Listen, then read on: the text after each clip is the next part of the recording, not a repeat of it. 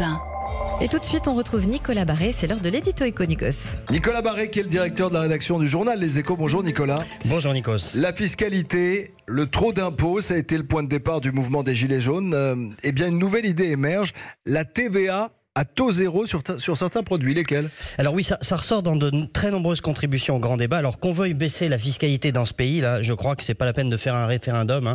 On peut demander à nos auditeurs, je pense qu'il y a une majorité de Français qui sont Regardez dans le regard des auditeurs du studio Bellemare.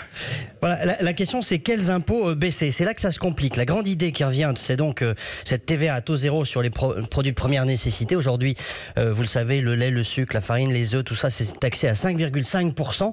Alors supprimer cette TVA à 5,5%, ça paraît donc une mesure de bon sens pour le pouvoir d'achat.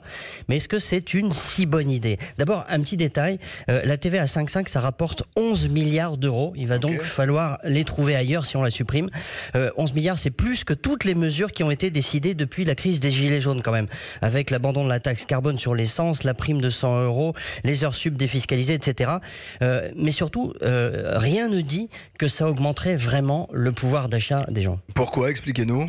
Prenons un exemple. Vous achetez une boîte de 6 œufs, ça va vous coûter environ 1,50 €. Là-dessus, il y a à peu près, disons, 8 centimes de TVA. Les producteurs, et on les comprend, ils ont des marges infimes, ils gagnent très peu d'argent sur leurs produits.